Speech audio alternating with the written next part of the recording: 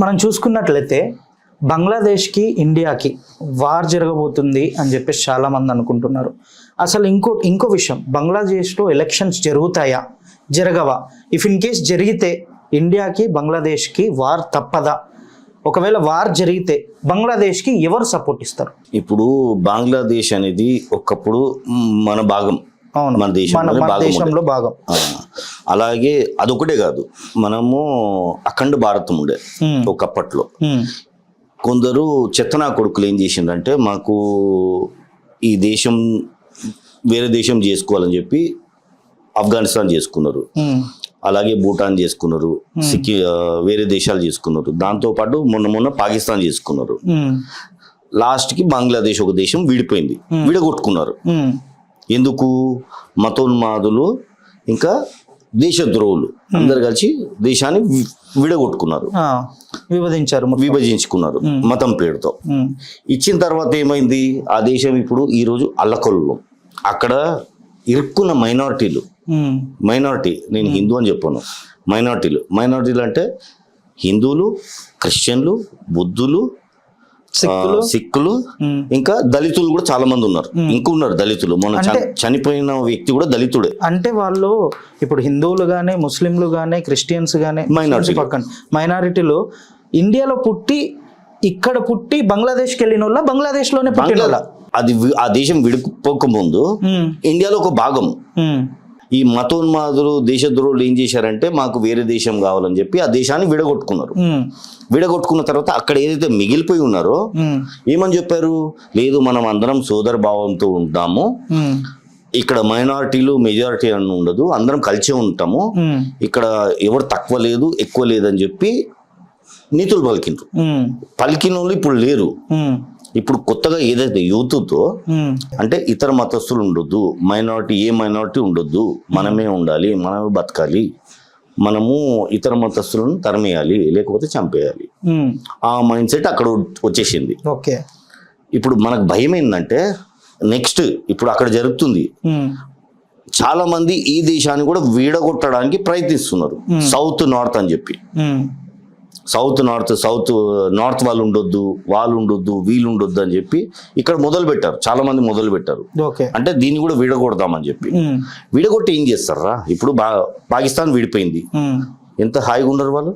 బంగ్లాదేశ్ విడిపోయింది, హాయిగా ఉండరా? లేరు. అంటే ఇప్పుడు దీన్ని కూడా విడగొట్టి అదే పరిస్థితులు ఇక్కడ తెస్తారు. ఎందుకంటే విడగొట్టేది మీరు, కానీ అనుభవించేది వేరే వాళ్ళు. మీకు స్వలాభాల గురించి మీరు విడగొడతారు, ముందుకు వస్తారు, విడగొడతారు, పక్కకు జరిగిపోతారు. మీకు ఏదైతే అందవలసిందో మీకు అందిపోతుంది. కానీ ఫ్యూచర్లో ఇప్పుడు ఈ మొన్న దాస్ అనే వ్యక్తి ఏదైతే చనిపోయాడో, చంపేశారో దారుణంగా, ఎంత దారుణంగా, కిరాతకంగా,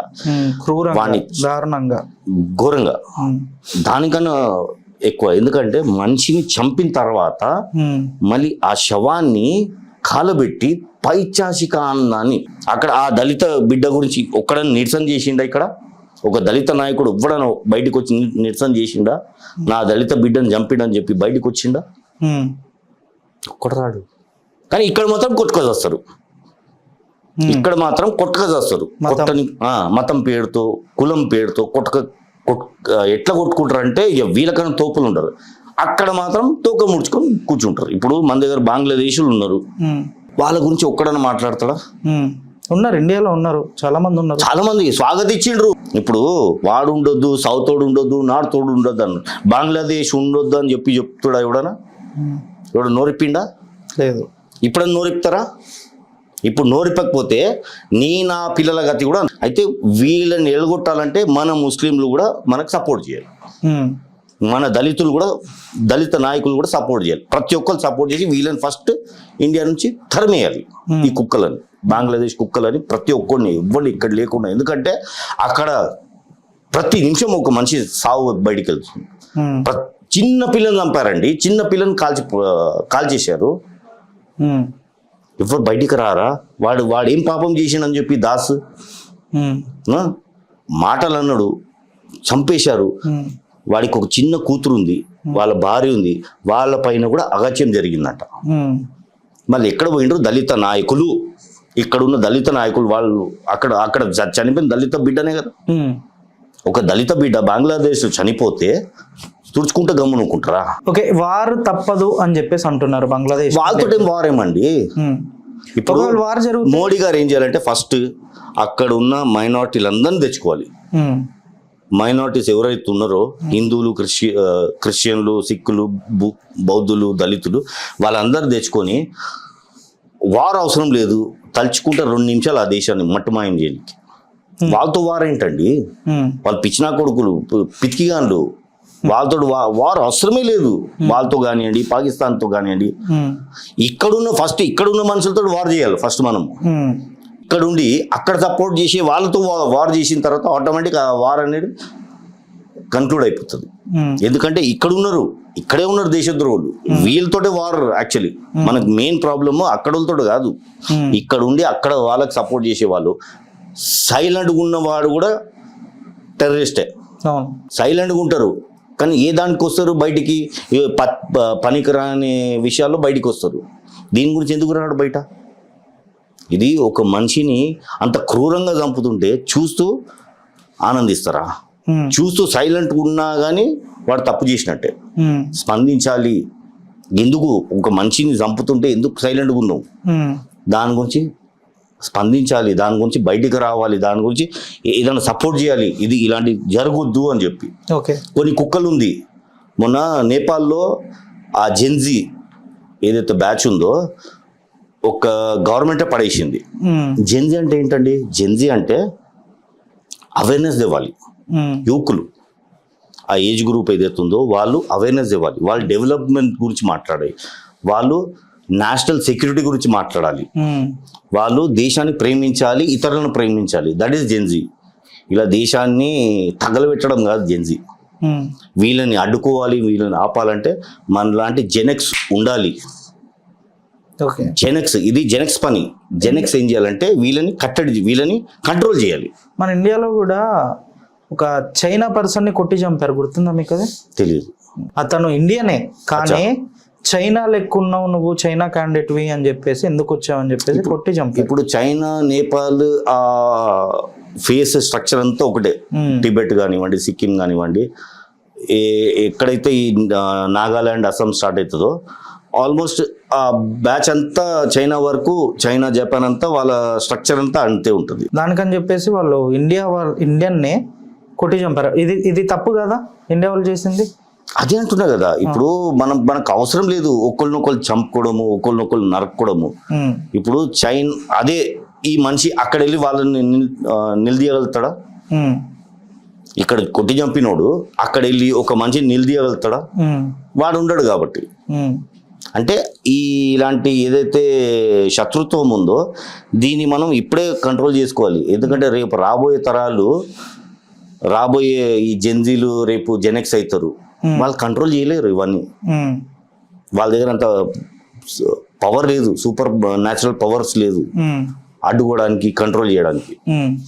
రీసెంట్గా జయశంకర్ గారు బంగ్లాదేశ్కి వెళ్ళారు. అక్కడ వాళ్ళ మెయిన్ లీడర్స్ ని కలవలేదంట. లైక్ యూనస్ మహమ్మద్ యూసఫ్ తాత్కాలిక ప్రధాని, అతన్ని కలవలేదట జయశంకర్ గారు. అసలు ఎందుకు కలవలేదు? కలిసే అవసరం లేదు. ఆయన పర్మనెంట్ పిఎం కాదు. యాక్చువల్లీ ఆ దేశానికి వచ్చిన ప్రాబ్లం ఏంటంటే ప్రతి సంవత్సరము 2 సంవత్సరాలకు ఒక గవర్నమెంట్ మారుతూనే ఉంటుంది, నేపాల్ తరహాగా. అయితే ఇలాంటి పరిస్థితుల్లో ఖచ్చితంగా ఆ దేశం అనేది స్టెబిలిటీ ఉండదు. ఆ దేశం అని కాదు, ఏ దేశం చూడండి, ఈవెన్ నేపాల్ కూడా సేమ్ పరిస్థితులు. అక్కడ కూడా ప్రతి 2 సంవత్సరాలకు ప్రధాని మారుతుంటాడు. అదే ప్రభావం ఆ దేశం మీద పడ్డది, అదే ప్రభావం బంగ్లాదేశ్ మీద పడ్డది. కానీ కొందరు మన ఇండియాలో ఉంటూ, ఇండియాది తింటూ, ఇండియాలో డెవలప్ అవుతూ ఒక దరిద్రుడు ఏమన్నానంటే నేపాల్ తగలబడ్డది నెక్స్ట్ మనమే అని చెప్పి కొందరు కుక్కలు వాగారు. ఆ కుక్కలు వాళ్ళకు ఒకటే వార్నింగ్ ఇవ్వాలి. ఏంటంటే నేపాల్ ఇండియా నెక్స్ట్ కాదురా, నేపాల్ లాస్ట్. ఇలాంటిది ఏ దేశం సర్వనాశనం అయిపోవాలని చెప్పి కోరుకోవద్దు మనం. మన దేశంలో ఉంటూ మన దేశాన్ని లాస్ట్ అంటున్నాడు, వాడు నెక్స్ట్ అంటున్నాడు. అలాంటి వాళ్ళని చెప్పుతోడు కొట్టాలి. జయశంకర్ గారు వాళ్ళ పిఎం బంగ్లాదేశ్ బంగ్లాదేశ్ వాళ్ళ మెయిన్ లీడర్స్ని ఎందుకు గెలవలేదు అంటే షేక్ హసీనాని తిరిగి ఇచ్చేయంటారు అని చెప్పేసి అడుగుతారని చెప్పేసి కలవలేదు అని చెప్పేసి కొన్ని క్వశ్చన్ మార్క్స్ వచ్చాయి. దీనిపైన మీ అభిప్రాయం ఏంటి? ఇప్పుడు ఆ దేశంలో షేక్ హసీనా గారు సురక్షితంగా ఉండలేరు. ఆమె వెళ్ళడం కూడా సబబ్ కాదు, తిరిగేయడం కూడా మంచి పద్ధతి కాదు. ఇక్కడనే పెట్టుకోవాలి. కావాలంటే ఆమె వేరే దేశాలకు వెళ్ళినా ఆమె బతుకుతుంది, కానీ ఆ దేశంకి వెళ్తే 2వ నిమిషం ఆమెను చంపేస్తారు. ఎందుకంటే ఉన్మాదులు వెయిట్ చేస్తున్నారు. ఆమె ఒక ముస్లిం అయి ఉండి కూడా ఆ దేశంలో ఇప్పుడు సురక్షితంగా లేదు, కానీ మనము ఆమెను కాపాడుకుంటున్నాం. ఒక స్త్రీ, ఎందుకంటే వాళ్ళ తండ్రి ఆ దేశానికి ఫాదర్ ఆఫ్ ద నేషన్ కాబట్టి ఆ ఫాదర్ ఆఫ్ ద నేషన్ ని ఈరోజు తగలబెట్టేశారు. మొన్న ఏదైతే అల్లరి జరిగిందో అదే భయం నాకేం ఉందంటే, ఈ రోజు రేపు రాబోయే ఇప్పుడు మన దేశంలో తుక్కుడే గ్యాంగ్లు చాలా మంది ఉన్నారు. గో బ్యాక్ గ్యాంగ్లు, వీళ్ళందరూ ఏం చేస్తారు, రేపటి రోజు ఈ దేశాన్ని ముక్కలు చేయడానికి రెడీగా ఉన్నారు. వీళ్ళు రెడీగా ఉన్న తర్వాత మన ఫాదర్ ఆఫ్ ద నేషన్ ఉన్నారు. రేపు ఆ పరిస్థితి రావద్దని చెప్పి మా భయం. రావద్దు, రాకూడదు కూడా. ఇలాంటి చిత్త విధవుల్ని ఫస్ట్ ఎరాడికేట్ చేయాలి. ఎందుకంటే ఫస్ట్ దేశం, మతం కులం కన్నా ఫస్ట్ దేశం ముందుకు రావాలి. ఫస్ట్ దేశమే, దేశం తర్వాతనే మతం, మతం తర్వాత కులం. అంతేగాని లేదు మత కళల్లో చిచ్చులు పెడతారు చూడండి, అలాంటి కొడుకులు వీళ్ళు. వీళ్ళని ఫస్ట్ ఏర్పడేయాలి, వీళ్ళని అబ్జర్వ్ చేయాలి, గుర్తించాలి. ఇప్పుడు ఇన్ని సమస్యలు జరిగిందండి. ఇప్పుడు ఆ బంగ్లాదేశ్ లో ఆ మనిషిని అంత క్రూరంగా చంపారు. మళ్ళీ కులం పిచ్చోళ్ళు ఎందుకు బయటకు వస్తలేరు? ఇక్కడ చూపిస్తున్నారు, అక్కడ చంపేసిన వాడు కూడా మన కులం వస్తుంది. ఇక్కడ పోలేరు కదా, పోలేరు. మీరు బయటకు రండి, వాళ్ళ గురించి మాట్లాడండి, 2 ముక్కలు మాట్లాడలేరా? ఇక్కడ రౌండ్ టేబుల్ కాన్ఫరెన్స్ పెడతారు, రాస్తారోకోలు చేస్తారు, బంధువులు పెడతారు. ఇవి దాని గురించి ఒక చిన్న మెసేజ్ చేయలేరా? ఇంట్లో కూర్చొని ఫోన్లో చేయలేరా? నా దళిత బిడ్డ అక్కడ చనిపోయాడని చెప్పి, ఇప్పుడు నేను దళితుని కాను, కానీ నా దళిత బిడ్డను నేను ప్రేమిస్తాను, నా దళిత తమ్ముడు, నాకే బాధ మీకు అనిపించదరా?